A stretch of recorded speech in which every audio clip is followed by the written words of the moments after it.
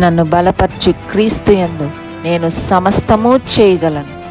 దేవుడు మన పక్షమునుండగా మనకి విరోధి ఎవడు? ఆమేన్, ఆమేన్, ఆమేన్, ఆమేన్. Thank you Jesus. రండి, ఈరోజు మనం ప్రతి ఆత్మను నమ్మకుండా ప్రతి ఆత్మను ఎలా పరీక్షించి గుర్తుపట్టాలి అనే ప్రయాణంలో ఉన్నాం. అవును, చెవిగలవాడు ఆత్మ చెప్పుచున్న మాట వినును గాక అని చెప్పిన ఆ మాటలో ఉన్న అర్థం అండ్ ఎలా దాన్ని మనం పరీక్షించాలి. ప్రతి ఆత్మని మనకి కొన్ని రిఫరెన్స్ పాయింట్స్ ఉండాలి కదా. సో అవన్నీ కూడా దేవుడు ఆయా సందర్భాల్లో ఆయా కాలాల్లో మన కొరకు రాయించారు. సో వాటిని మనం ధ్యానిస్తూ ఉన్నాం. అక్కడికే వెళ్దాం రండి. పేతురు రాసిన 2వ పత్రిక 2వ అధ్యాయం 6వ వచనం చదువుకుందాం. 6వ వచనం. మరియు ఆయన సొదొమ గొమొరలను పట్టణములను భస్మం చేసి ముందుకు భక్తిహీనులగు వారికి వాటిని దృష్టాంతంగా ఉంచుటకై వాటికి నాశనము విధించి 7వ వచనం. దుర్మార్గుల కామ వికారయుక్తమైన నడవడి చేత బహుబాధపడిన నీతిమంతుడగు లోతును తప్పించెను. ఇక్కడ మనకు కొన్ని రిఫరెన్స్ పాయింట్స్ ఇస్తున్నారు. దానిలో ముఖ్యమైనది ఏంటి అంటే ఈ లోభత్వం కలిగి సత్యమార్గం నుంచి తప్పిస్తూ సత్యమార్గంను దూషిస్తూ పోకిరీ చేష్టలను చేస్తూ అబద్ధంను అనుసరిస్తూ ఉన్న వీరున్నారే, నాశనకర్మకు భిన్నాభిప్రాయములను రహస్యంగా నేర్పిస్తున్న ఈ బోధకులు, వీరికి కలిగి ఉన్న మెయిన్ క్యారెక్టర్ ఏంటి అంటే సొదొమ గొమొరకున్న క్యారెక్టర్. సొదొమ గొమొరలో ఉన్న మెయిన్ పాపం ఏమిటి? ఒకసారి చూడండి. మనకి ఇక్కడ 2 రిఫరెన్స్ పాయింట్స్ ఇస్తున్నారు.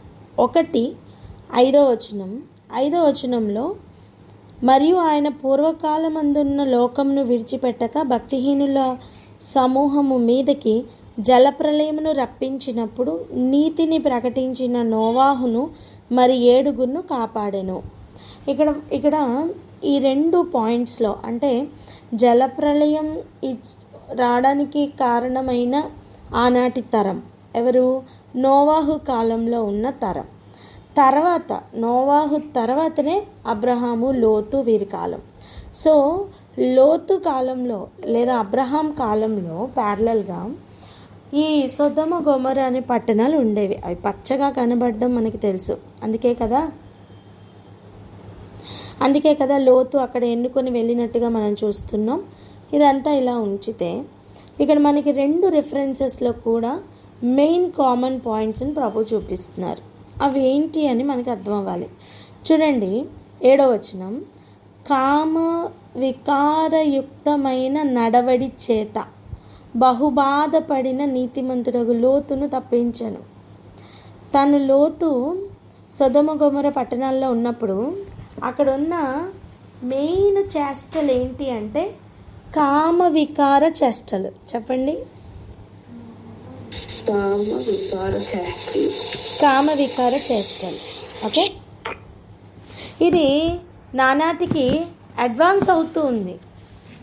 ఇదేమవుతుందండి? నానాటికి అడ్వాన్స్ అవుతుంది. ఇప్పుడు మనము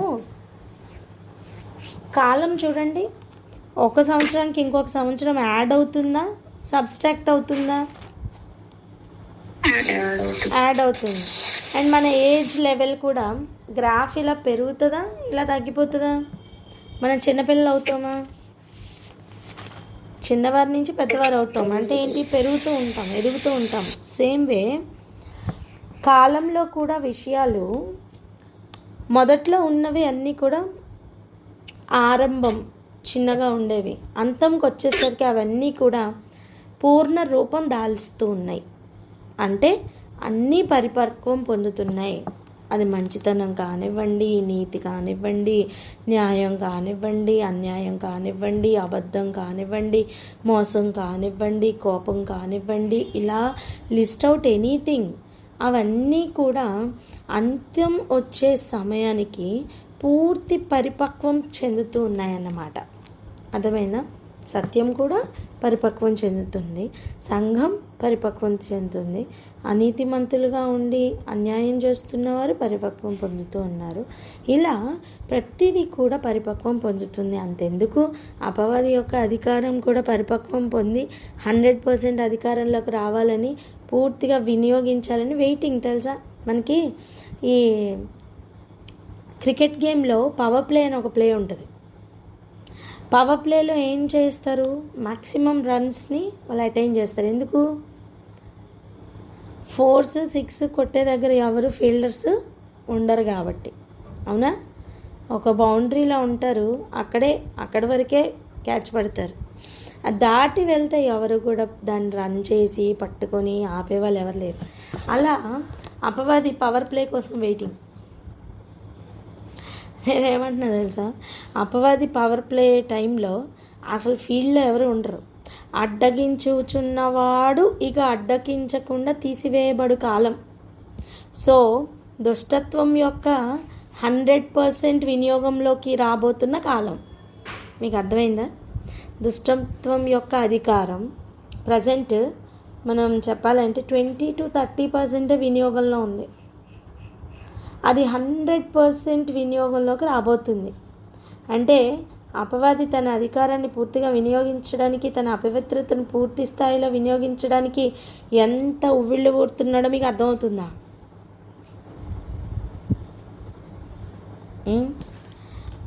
యూనిట్ టెస్ట్లు, ఎస్ఏ క్వశ్చన్స్, ఇవన్నీ కూడా మనకి ఎస్ఏ టైప్ ఎగ్జామ్స్ అప్పుడు మనకి ఫుల్ సిలబస్ ఉండదు కదా, కొంచెం ఉంటుంది. అలా ఆదికాండంలో 6వ అధ్యాయంలో కొంచెం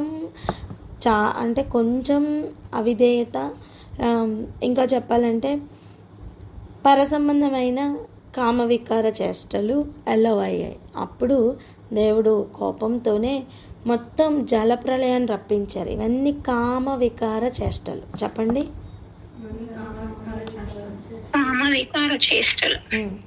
అవి సొదొమ గొమొర్రా కాలానికి వచ్చేసరికి ఇంకా పెరిగాయి అన్నమాట. ఇప్పుడు మన కాలానికి వచ్చేసరికి అవి ఇంకా ఎక్కువయ్యాయి. చేతిలోనికి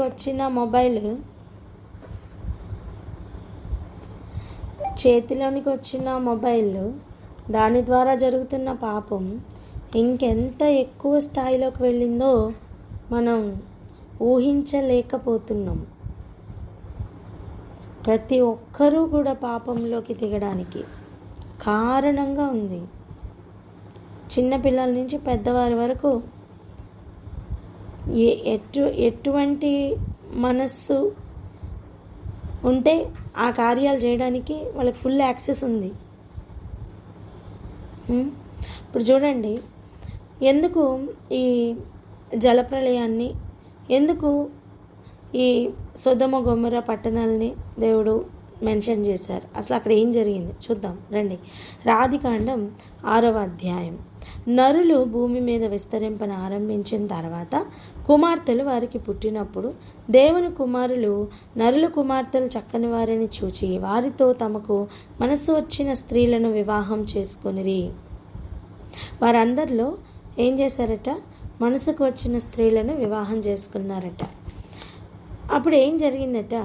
యెహోవా నా ఆత్మ నరులతో ఎల్లప్పుడూ వాదించదు, వారు తమ అక్రమ విషయంలో నరమాత్రులై ఉన్నారు. లేదా ఫుట్నోట్లో చూడండి, శరీరులై ఉన్నారు.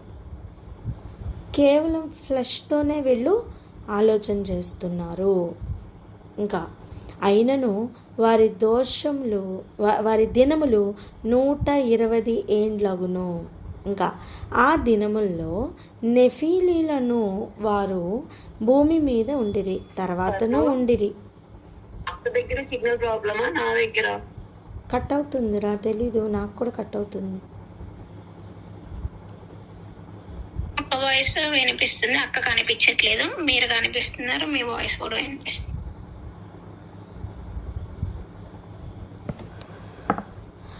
స్తోత్రం. వాయిస్ వినపడట్లేదా? వాయిస్ వినిపిస్తుంది అక్క. ఇప్పుడు చూడనా? ఇప్పుడు ఓకేనా? ఇప్పుడు క్లారిటీ ఉందా? రైట్. ఇక చూడండి. సో ఆ దినముల్లో నెఫీలీలను వారు భూమి మీద ఉండినారట, తర్వాత కూడా ఉన్నారట. వీళ్ళెవరు? దేవుని కుమారులకు, నరుల కుమార్తెలకు పుట్టినవారు నెఫీలీలు. వీరు ఇలా ఉన్నప్పుడు, అంటే చూడండి, దేవుని కుమారులు నరుల కుమార్తెలతో పోయినప్పుడు వారికి పిల్లలు కండ్రి. పూర్వమందు పేరు పొందిన శూరులు వీరే. సో వీళ్ళు చాలా ఉన్నత దేహులుగా విత్ సూపర్ పవర్స్తో పుట్టారనమాట. ఇంకా వీరి గురించి ఇంకా డీటెయిల్స్ మనం చరిత్రలో కనుక చూస్తే, వీరు ఆ కాలంలో దేవుళ్ళు అనబడుతూ ఉండేవాళ్ళు. ఎందుకంటే వాళ్ళకి సూపర్ పవర్స్ ఉండేవి. మనుషుల కంటే కూడా వీళ్ళకి అన్ని విషయాల్లో వాళ్ళు అందంగా ఉండేవాళ్ళు. ఎందుకు? కారణం ఏంటంటే వాళ్ళు రూపమును మార్చుకునే పవర్ వాళ్ళకు ఉంది. వాళ్ళు జంతువు కావాలంటే జంతువు అయిపోవచ్చు, వాళ్ళు ఇంకొక రూపం కావాలంటే ఆ రూపంలోకి రాగలరు. అలాంటి సూపర్ పవర్స్తో వాళ్ళు ఉండేవాళ్ళు. సో నరుల చెడుతనం భూమి మీద గొప్పదిగా ఉన్నప్పుడు వారి హృదయం యొక్క తలంపుల్లోని ఊహ అంతయు ఎల్లప్పుడూ కేవలం చెడ్డదనియు యెహోవా చూచి, అసలు తాము భూమి మీద నరులను చేసినందుకు యెహోవా సంతాపము నొంది తన హృదయంలో నొచ్చుకొనెను. ఎందుకు చేశాను అసలు నేను నరుల్ని అని బాధపడ్డారట. ఒక బిడ్డకు ఉద్యోగం ఇచ్చారనుకోండి, ఆ బిడ్డ ఉద్యోగంలో చాలా సతాయిస్తూ మనసును నొప్పిస్తుంటే ఆ ఉద్యోగంలో చేర్చుకున్న వ్యక్తికి ఇలా అనిపిస్తుంది, అసలు ఎందుకు చేర్చుకున్నాను ఈ వ్యక్తిని నేను అనిపిస్తుంది. అవునా? అలా దేవుడు నరులను భూమి మీద చేసినందుకు నొచ్చుకున్నారట. సంతాపపడేయో ఎందుకు చేశాను అసలు వీళ్ళని అన్న పాయింట్లోకి ఆయన వెళ్ళారు. ఇది ఎక్కడ? జస్ట్ ఆదికాండం 6వ అధ్యాయంలోనే. అంటే ఇప్పుడు మనం చేస్తున్న పనులు ఆయనకి ఇంకెంత నొప్పి పుట్టిస్తుంటే ఒకసారి ఆలోచించండి. ఆయన సిలువ మేకుల కంటే కూడా మనం అనుదినం చేస్తున్న పనులే ఆయన ఇంకా మేకు వలె గుచ్చుతూ ఉండొచ్చు. సో ఇలా ఉన్న టైంలో ఆయన ఇక ఒకటే ఆలోచన తీసుకున్నారు. ఏంటంటే 7వ వచనం, అప్పుడు యెహోవా, నేను సృజించిన నరులతో కూడా జంతువులను, పురుగులను, ఆకాశ పక్షాదులను భూమి మీద నుండకుండా తుడిచివేయుదును. ఏమనుకున్నారండి? భూమి మీద ఉండకుండా మొత్తం అన్నిటినీ కూడా తుడిచివేస్తాననుకున్నారు. కారణం ఒక్కటే. ఏంటి? ఇప్పుడు నువ్వు ఒక పొలంలో ఒక పంటను వేసావు. ఆ పంట ఎంత పురుగు పట్టిందంటే వేర్లతో సహా పురుగు పట్టేసింది అనుకోండి. వేర్లకు అసలు పురుగు పడుతుందా? మనకు కనబడదు. అలాంటిది చాలా ఇంపార్టెంట్ మ్యాటర్ మనం మాట్లాడుతున్నాం. వేర్లతో సహా పురుగు పట్టింది అనుకోండి. అప్పుడు పురుగు పట్టినప్పుడు ఇక దాన్ని ఇంక ఏం చేయలేక, అర్థమైందా? ఆకులు, పండ్లు, పూత మొత్తం పురుగు పట్టేసి అసలు ఇంకా మట్టి కూడా పాడైపోతుంది. అంత భయంకరమైన పురుగు పడితే మనం అప్పుడు ఏం చేస్తాం? ఆ పంట మొత్తం తీసేసి మళ్ళీ వేరే పంట వేస్తాం. నిజానికి రైతులైతే అక్కడ ఎండిపోయిన ఆ మొక్కల దగ్గర మంట పెట్టి బూడిద అయిపోయిన తర్వాత మళ్ళీ ఇంకొక కొత్త పంట వేస్తారు. అలా కొత్త పంట వేసిన తర్వాత మళ్ళీ వచ్చింది అనుకోండి పురుగు, ఎలా ఉంటుంది? ఆ రైతు హృదయం ఎలా ఉంటుంది? అలా దేవుడు భూమి మీద నరులని పూర్తిగా తుడిచివేయాలనుకున్నారు. ఎందుకంటే మరలా ఇంకొక జనరేషన్ రావడం కోసం. సో ఆయన వెతుకుతూ ఉన్నారు, ఆ జనరేషన్లో ఎవరున్నారా నీతిమంతులని. ఆయన వెతుకుతూ ఉన్నప్పుడు ఆయనకు ఒక్కలే కనబడ్డారు. ఎవరు అంటే నోవాహు. అందుకే చూడండి, ఎలయనగా నేను వారిని సృష్టించినందుకు సంతాపము నొంది ఉన్నాను నేను. అయితే నోవాహు దేవుని దృష్టి యందు కృప పొందినవాడు ఆయను. ఎందుకు? నోవాహు నీతిమంతుడుగాను, నోవాహు వారందరి తరంలో మంచివాడు ఎవరు అంటే నోవహు మాత్రమే దేవుడికి కనబడ్డారట. సో నోవహును తన కుటుంబమును దేవుడు బయటికి తీసి ఓడలో పెట్టి ఈ జలప్రలయం రప్పించి దాన్ని మొత్తం నాశనం చేసినట్టుగా చూస్తున్నాం. ఇదంతటికీ కారణం ఏంటి? మళ్ళీ కామ వికార చేష్టలు. చెప్పండి.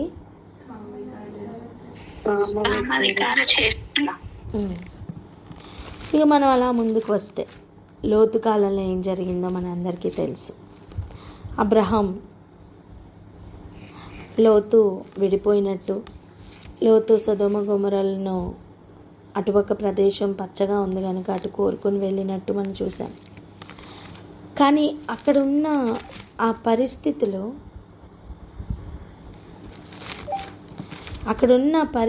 చూడండి, ఎంత భయంకరమైన పరిస్థితిలో.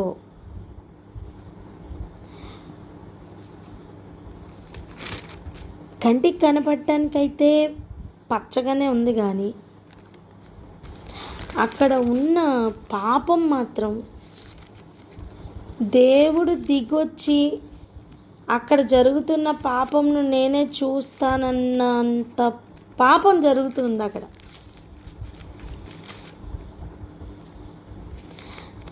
యెహోవా సొదొమ గొమొర్రాల గురించి ఏమని మాట్లాడారో తెలుసా? రండి వెళ్దాం. ఆదికాండం 18వ అధ్యాయం 20వ వచనం నుండి చూడండి. మరియు యెహోవా సొదొమ గొమొర్రాలను గూర్చిన మొర గొప్పది గనుకను వాటి పాపము బహుభారమైనది గనుకను నేను దిగిపోయి నా యొద్దకు వచ్చిన ఆ మొర చొప్పుననే వారు సంపూర్ణముగా చేసిరో లేదో చూచెదను, చేయని ఎడల నేను తెలుసుకొందును అనెను. దేవుడు దిగి వచ్చి నేను విన్న దాని ప్రకారమే వీరి పాపం చేస్తున్నారా లేదా, ఒకవేళ చేయకపోతే నేను తెలుసుకుంటానని దిగి వచ్చారట. అంటే సొదొమ గొమొర్రా నుంచి ఒక మొర పరలోకానికి చేరిందట. మీరు గుర్తుంచుకోండి, ఇక్కడ ఇప్పుడు చాలా న్యూస్ మనం వింటూ ఉంటాం. చాలామంది దుఃఖంలో కూడా మునిగిపోతూ ఉంటారు అలా న్యూస్ చూసినప్పుడు.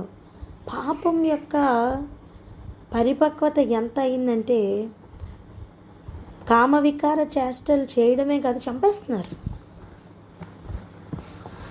నరహత్య కూడా ఈక్వల్లీ ఎక్కువైపోయింది. పిల్లలు పెద్దవాళ్ళు అని కూడా ఒక వయస్సు కూడా తేడా లేకుండా ఈ కామవికార చేష్టలు ఏలుబడి చేస్తున్నాయి. ఆ రోజు సొదొమ గొమొర్రా విషయంలో కూడా అదే జరుగుతుందట. అప్పుడు అలాగే ఉందో లేదో నేను చూస్తానని చెప్పి దేవుడే దిగొచ్చారట. ఈ 2 ఇన్సిడెంట్స్లో దేవుడు ఒకదానిని నీళ్లతో ముంచారు, ఇంకొక దాన్ని అగ్నితో కాల్చారు. అగ్ని కందకములతో సొదొమ గొమొర్రా పట్టణాలను కాల్చిన విషయం మనకు తెలుసు కదా. నేనేమంటున్నానంటే ఒకదాన్ని నీళ్లతో ముంచారు, ఇక మళ్ళీ నోవాహు ద్వారా కొత్త సంతానం రావాలి అని చూస్తే ఇప్పుడు మళ్ళా వారి నుండి పుట్టిన పిల్లలు కూడా మళ్ళీ అలాగే తయారయ్యారు. అందుకే నెఫీలీలు అన్నవారు అప్పుడు ఉన్నారట, తర్వాతనూ ఉన్నారట. తర్వాత అంటే ఎప్పుడు? జలప్రలయం తర్వాత. నీకు పొలంలో పట్టిన పురుగును నువ్వు తీసివేయడం కోసం పంట అంతా తీసేసావు, నువ్వు మొత్తం కాల్చి మళ్ళీ మడికట్టి మళ్ళీ చక్కగా దాన్ని సేద్యపరిచి మళ్ళీ విత్తనం వేసావు, మళ్ళీ మొలక రాగానే కొంచెం పురుగు కనపడింది అనుకోండి. ఎంత పురుగు? కొంచెం పురుగు కనపడింది అనుకోండి, ఎలా ఉంటుంది? అలా ఉండింది అప్పటి పరిస్థితి. అర్థమైందా? సో దేవుడు ఇప్పుడు పేతురు ద్వారా మనకి ఏం రాయిస్తున్నారంటే ఈ 2 ఇన్సిడెంట్స్ని కోట్ చేసి మనకి ఏదో చెప్తున్నారు. ఏం చెప్తున్నారనే మాటని ఈరోజు అండర్లైన్ చేయాలి, దాన్ని పట్టుకోవాలి మనం. రండి అందుకే వెళ్దాం. పేతురు రాసిన 2వ పత్రిక 2వ అధ్యాయము 5-6 వచనాలకి వెళ్దాం. మరియు ఆయన పూర్వకాలమందున్న లోకమును విడిచిపెట్టక భక్తిహీనుల సమూహము మీదకి జలప్రలయమును రప్పించినప్పుడు నీతిని ప్రకటించిన నోవాహును మరి 7 కాపాడెను. అప్పుడు భక్తిహీనుల సమూహం అని చెప్తున్న సమూహం కామ వికార చేష్టల సమూహం. చెప్పండి.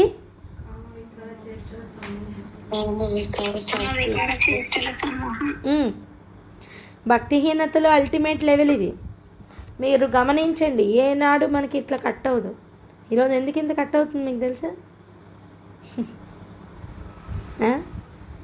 సత్యం ఎవరికి తెలిస్తే వాడు ఓడిపోతాడు, అబద్ధికుడు. ఇంతవరకు లోకంను మోసం చేస్తూ ఉన్నాడు. బిడ్డలు మోసపోకుండా వాక్యం వినడానికి ఆటంకాలు కలుగజేస్తున్నాడు. వాడు ఎంత గెలవగలడు? వాడు ఓడిపోయినవాడు ఆల్రెడీ. మీ చేతిలో బైబిల్ లేదా? ఉందా లేదా? మీరు తీసి చదవండి, మీకు ఇంకా శ్రేష్టంగా అర్థమవుతుంది. ఎవరు ఆపగలరండి వాక్యంని? ఎవరు ఆపగలరు? వాక్యము ప్రకటించకుండా ఎవరు ఆపగలరు? కామ వికార చేష్టలు ఆనాటి జలప్రలయానికి కారణం. మరలా జరిగిన కామ వికార చేష్టలే సొదొమ గొమొర్రాల మీద భస్మం అవడానికి కారణం.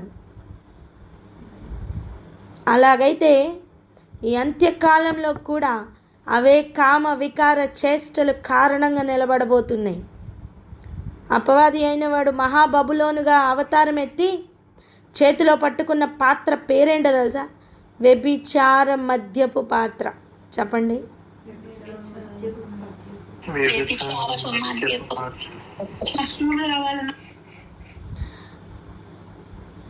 తన మన తేడా లేకుండా, స్త్రీ పురుషుల తేడా లేకుండా, వాయు వరుస తేడా లేకుండా కామ వికార చేష్టలు ఎందుకు అధికమవుతున్నాయంటే లోకం తీర్పునకు దగ్గర అవుతుంది. అంత్యకాలం వచ్చింది ఆల్రెడీ. మనం అంచుల్లో ఉన్నాం. అంటే ప్రతి పాపము పండుతుందని అర్థం. ఈ సమయం మనకు అర్థం అవ్వాలి ఎంత పవిత్రంగా మన జీవితాన్ని కాపాడుకోవాలని. ఇంతకాలం ఏం జరిగిందో విడిచిపెట్టండి. మోహపు చూపు చూడడం కూడా దేవుడు వ్యభిచారంతో సమానంగా తీసుకుంటున్నారు. ఈ పాపం అంతట్లోని కూడా తమను తాము ప్రత్యేకపరుచుకున్న నోవాహు ఒక్కడే ఉండినాడట.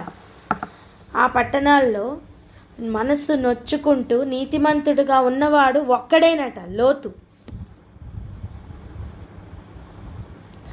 ఈరోజు ఒక ఛాలెంజింగ్ పాయింట్ ఏంటో తెలుసా? నీ చుట్టూ కామ వికార చేష్టలు జరుగుతూ ఉన్న సమయం నీ పవిత్రతను కాపాడుకుంటూ నువ్వు ఉన్న స్థలంలో నిలబడగలవా? ఈ వాక్యం విననప్పుడు విషయం వేరు. కానీ ఈరోజు నువ్వు వాక్యం చేత సంధించబడుతున్నావు, హెచ్చరించబడుతున్నావు, గైడ్ చేయబడుతున్నావు. సో ఇక మీదట నిలబడతావా? కామ వికార చేష్టలు అంటే ఇవి విపరీత బుద్ధి కలిగి చేస్తున్న చేష్టలు. ఇది పవిత్రమైన పెళ్లితో సంబంధించినవి కాదండి. అర్థమైందా? సో దేవునికి కోపం ఎంత పుట్టిందంటే ఒకసారి జలప్రలయం రప్పించారు, రెండవసారి అగ్ని కందకాలు రప్పించారు. అండ్ రాయించిన శ్రేష్టమైన మాట ఏంటి అంటే భక్తిహీనులగు వారికి దుష్టాంతంగా ఉంచుటకై వాటికి నాశనం విధించారట. నీతిమంతులుగా ఉన్నవాడిని తప్పించడం, భక్తిహీనులుగా ఉండి అప్పుడు ఈ పాపంలే చేసిన వారిని నాశనం చేయడం దేవుడు చేసి ఒక ఎగ్జాంపుల్గా పెట్టారట.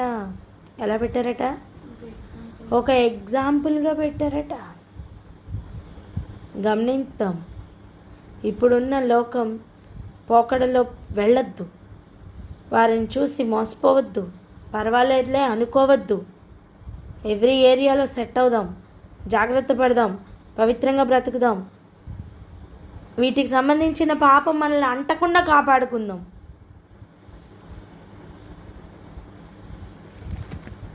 చివరిగా ఒక్క మాట చదువుకుందాం.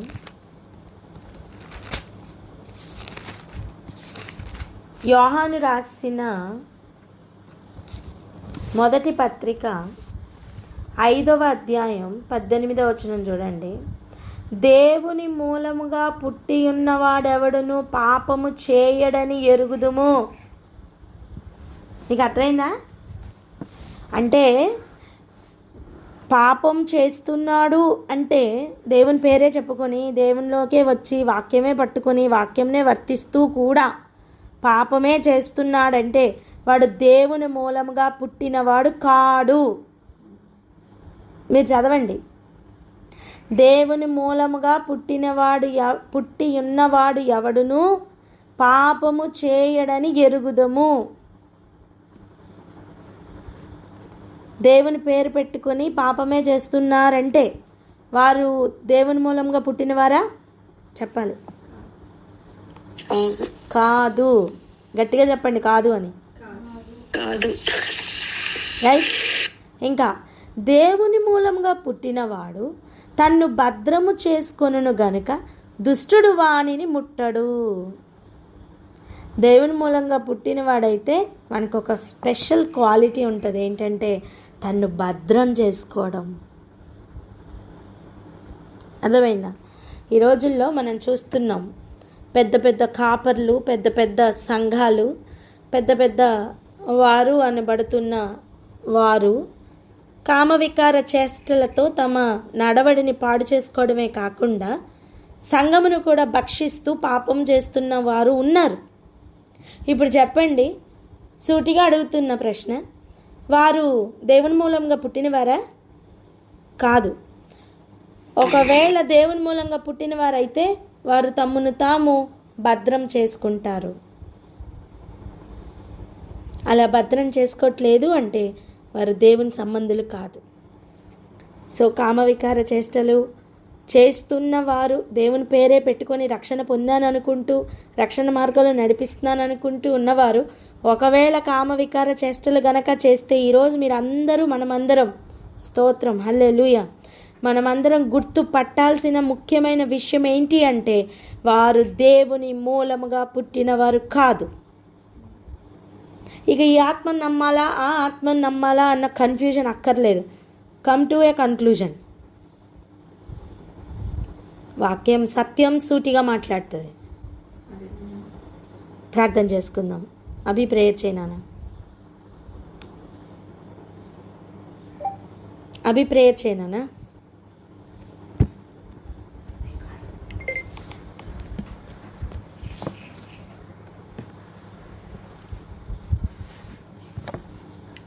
అవుతుందా? అభి ఉన్నాడా? లేకపోతే కర్ణ నువ్వు చేయరా?